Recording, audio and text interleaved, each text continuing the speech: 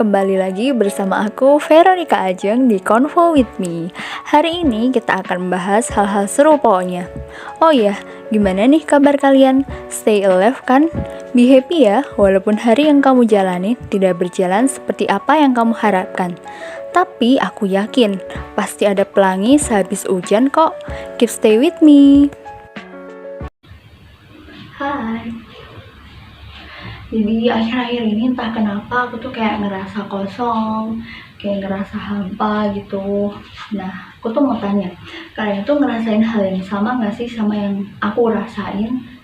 Jadi kalau kalian pernah ngerasain atau sedang merasakan, please drop komen di bawah ya. Tapi sebenarnya aku juga nggak tahu ini yang apakah ini definisi proses menuju dewasa gitu. Soalnya ya itu aku kan udah hampir menginjak umur 22 tahun gitu, jadi kayak berasa tua aja gitu. Tapi sebenarnya menurutku nih, dewasa itu bukan perihal umur, tapi lebih ke bagaimana kamu menyikapi suatu persoalan hidupnya. Jadi ya itu, namanya juga manusia kan, tiap hari bisanya cuma ngeluh mulu. Kalau kata orang-orang nih, kita tuh mendekatkan diri kepada Tuhan di waktu yang sedih-sedihnya aja. Nah, kalau seneng mah ya udah lupa gitu. Tapi hal ini jangan ditiru ya wahai penonton atau pendengar setia. Pokoknya hal ini tuh nggak baik ya, karena kayak kita tuh harus selalu ingat Tuhan baik di kala sedih maupun susah gitu kan. Kita juga masih bisa bertahan hingga saat ini atau masih hidup sampai saat ini ya karena kehendak Tuhan. Jadi walaupun emang hidup benar-benar se-complicated itu, tapi kalian tetap harus selalu bersyukur ya. Dan percayalah bahwa Tuhan itu nggak akan kasih cobaan yang melewati batas kekuatan manusia. Jadi apapun yang terjadi ke depannya, kalian harus tetap berjuang. Dan ingat satu hal, bahwa usaha itu tidak akan mengkhianati hasil, oke? Menurutku lagi, dewasa itu juga perihal untuk menemukan jati diri. Nah, kalian sadar gak sih kalau semakin bertambahnya umur, maka temen yang kalian anggap bener-bener temen itu cuma dikit. Bahkan kayak bisa satu orang mungkin ada ya. Jadi ya itu, mungkin memang ada beberapa yang merasa begitu, tapi ada juga kok yang temannya masih banyak. Tapi emang kebetulan aku ngerasain yang opsi pertama sih, I guess, yaitu makin bertambahnya umur, teman juga makin dikit. Tapi sebenarnya aku juga nggak mempermasalahkan ya, karena kayak ya udah gitu loh kalau nggak mau temenan. Tapi cuma rasanya kayak sedih aja gitu loh lihat orang bisa kayak rame-rame gitu, temennya banyak kan seru gitu kan lihatnya. But sekarang nih aku punya teman yang bener-bener temen kok, maksudnya kayak udah menemukan temen yang bener-bener temen. Jadi ya kalau zaman sekarang sih nyebutnya kayak bestie gitu ya. Pokoknya intinya kalau kalian punya bestie itu kalian harus bersyukur banget sih. Oh ya, ini agak malu sih, tapi buat my bestie ini yang mungkin lagi nonton atau lagi dengerin di podcast, thank you banget udah mau dengerin keluh kesahku. So, aku berharap buat kalian yang lagi ngerasain hal yang sama, semoga tuh kalian bisa mendapatkan bestie yang baik dan bener-bener bestie ya. Tapi sebenarnya aku juga kadang mikir kayak pengen balik ke masa kecil, pengen merubah semua yang terjadi gitu, pengen merasakan bahagia yang bisa bahagia selepas itu tanpa ada beban gitu kan. Dan yang pasti kalau zaman dulu kalau masih kecil itu pasti kayak kita pasti belum pernah merasakan yang namanya sakit hati. Ya mungkin emang pernah sih, tapi yang namanya anak kecil kan pasti kayak ya udah sih. Tapi sebenarnya hal itu tuh kayak nyadarnya pas ya ini masa dewasa ini, karena apa ya, kayak teringat-ingat gitu loh. Nah, hal ini itu dinamakan inner child ya.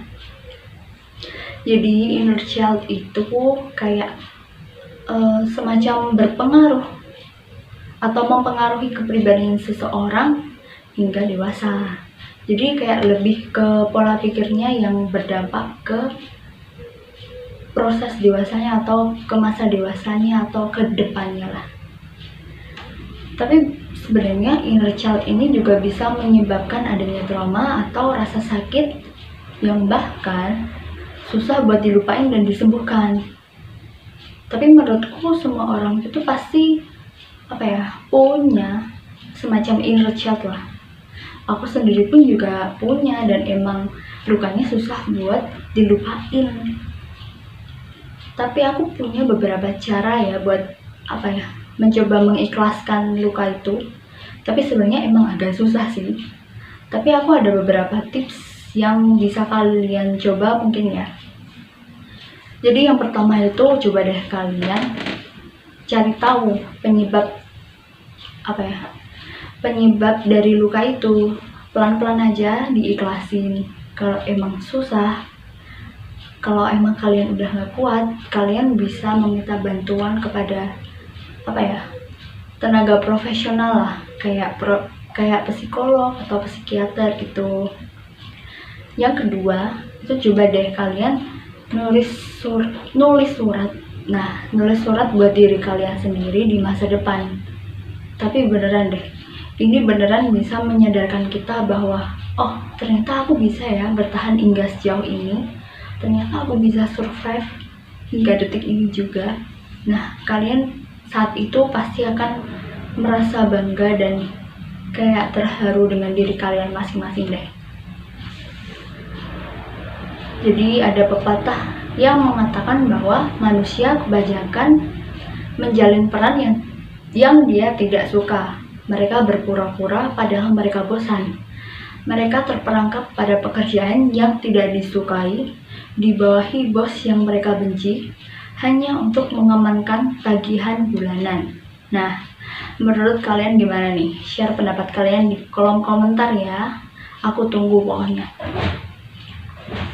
Tapi sejujurnya, menurutku makna dari quotes yang barusan aku bacain itu sangat relate ya. Jangankan yang udah kerja, bahkan yang masih sekolah pun atau yang masih menempuh jenjang pendidikan aja harus pura-pura semangat. Ya katanya sih demi masa depan yang cerah gitu. Tapi sebenarnya hal itu juga sama dengan takdir hidup. Jadi terkadang kita merasa iri dengan jalan hidup orang lain, pencapaian orang lain, terus ntar jadi minder sendiri, insecure gitu. Padahal yang salah ya diri kita sendiri gitu loh, yang nggak mau berusaha memperbaiki semua itu, atau nggak mau mengupgrade jalan hidup gitulah.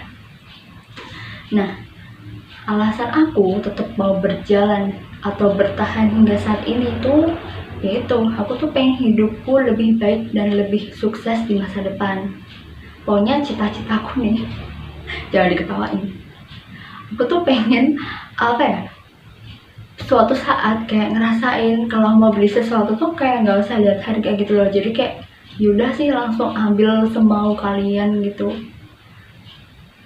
Tapi emang kayak ini terkesan sangat klise ya. Tapi bayangin aja deh, lo bisa beli sesuka hatimu, sesuka maumu, kayak puas banget gitu kan, bisa self reward sepuas lo. Pokoknya syahdu banget gak sih? Tapi ini emang kedengaran agak alay sih, tapi percayalah ini beneran manjur di aku. Jadi kalian tau lah yang namanya bias ya, seperti doaan kalian dengan kita ngefans sama satu orang atau suatu grup, atau entah itu artis, entah itu tokoh apapun gitulah. Nah percayalah, dia atau mereka yang kamu segani. Hai, sorry banget tadi tiba-tiba kameranya nggak tahu error lah. Jadi oke, aku lanjutin ya. Tadi kan kita ngomongin apa ya, terakhir kita ngomongin apa sih? Oh yang self reward itu kan. Terus oh ya, aku tuh mau ngomongin ini emang kedengaran rada alay sih, tapi jujur aja ini emang manjur banget di aku. Jadi kalian tahu kan seperti apa ya, kalian tahu yang namanya bias ya, itu ya seperti dugaan kalian. Jadi dengan kita ngefans sama satu orang atau suatu grup atau suatu tokoh gitu, percayalah dia atau mereka yang kamu segani itu bisa buat hidupmu berwarna. Entah itu dari kepribadian atau dari lirik lagunya atau dari genre lagunya atau dari quotesnya ya gitu. Tapi ini serius, beneran serius, ini asli. Cobain deh kalian cari sesuatu yang bisa membangkitkan gairah biar kalian itu tuh nggak terpuruk terus gitu loh. Atau mungkin kalian bisa mencoba apa ya, hal-hal baru, misalnya kayak mencari hobi dan lain sebagainya. Kalau sekarang kan banyak tuh hobi, kayak kalian di mana aja tuh pasti ada lah gitu. Nah hal tadi yang aku sebutin tuh kayak apa ya, bisa bikin pikiran kita rileks gitu loh. Tapi kalau misal kalian cari bias, ya aku tuh cuma ingin berpesan gitu, kalau ngefans itu tuh ya sewajarnya gitu. Ingat ya, ini pokoknya harus ingat, apa yang berlebihan itu tuh nggak baik ya. Jadi nanti tuh takutnya kalian tuh jadi sakit hati sendiri ya. Intinya jangan nyari penyakit lah, yang wajar-wajar aja kalau ngefans. Tapi jujur aja nih, akhir-akhir ini kan emang kita lagi booming banget ya tentang hal-hal yang berbau Korea. Kayak entah itu dari musiknya, dari makanannya, dari dramanya, jadi cara berpakaian atau OOTD yang kayak selalu trendy gitu. Bahkan mungkin bisa jadi dari orangnya juga. Nah kebetulan nih Mabias emang dari artis Korea gitu. Jadi apa ya, hal ini itu emang biasa disebut dengan Hallyu Wave alias gelombang Korea. Nah istilah itu merujuk pada pertumbuhan budaya Korea itu sendiri. Dan mungkin sekarang yang lagi pada nonton atau yang lagi pada dengerin udah nggak asing sih. Jadi Hallyu Wave ini itu emang terkenal dari berbagai negara, nggak cuma Indonesia kok yang mengalami hal ini. Dan emang kebetulan Indonesia udah apa ya, emang udah banyak gitu loh yang kena Hallyu Wave.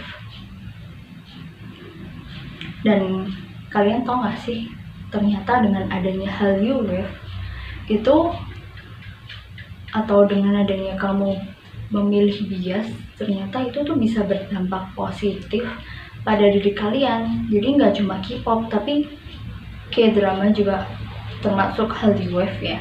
Jadi ya itulah pokoknya. Sebenarnya ini aku emang nggak mengoper-ngopori kalian buat suka sama hal yang berbau Korea, tapi aku cuma ngasih apa ya, semacam testimoni gitu.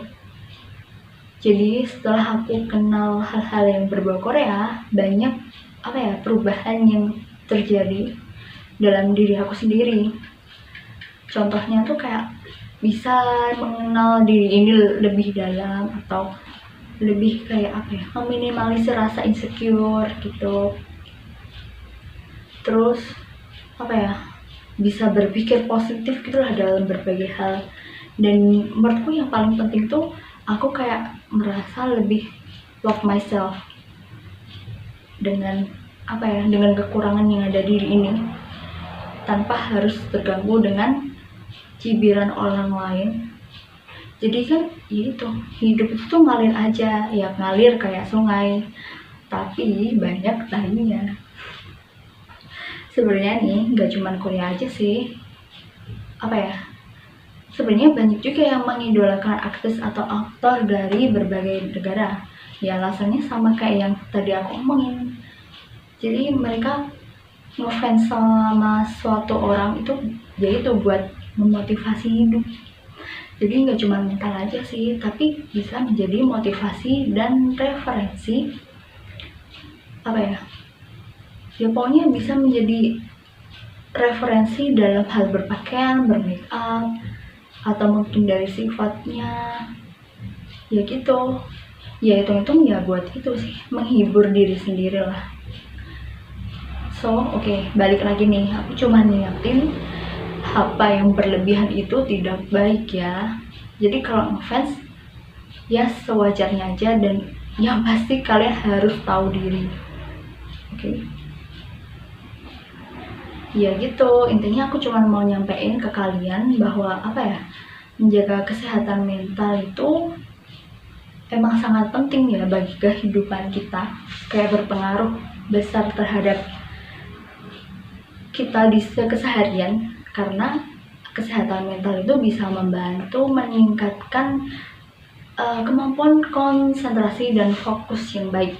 Nah, dengan adanya kesehatan mental yang baik, maka akan membuat kalian berpikir secara baik sehingga kalian bisa fokus dan lebih terarah lah. So, orang-orang yang mempunyai kesehatan mental yang buruk itu biasanya tidak mudah fokus dan terdistraksi nggak sih? Nah, makanya itu aku cuma ngingetin kita sebagai manusia harus menjaga apa yang telah diberikan oleh Tuhan kepada kita. Baik buruknya kehidupan yang kita jalani juga harus kita syukuri ya, karena itu Tuhan tahu mana yang baik bagi kita kok. Okay. Yo, makasih banget buat kalian yang udah meluangkan waktunya buat nonton atau dengerin di podcast. Hari ini kita ngomongin banyak hal ya, berawal dari definisi dewasa, ngomongin masa depan, terus sampai ngomongin dunia berbiasa nih.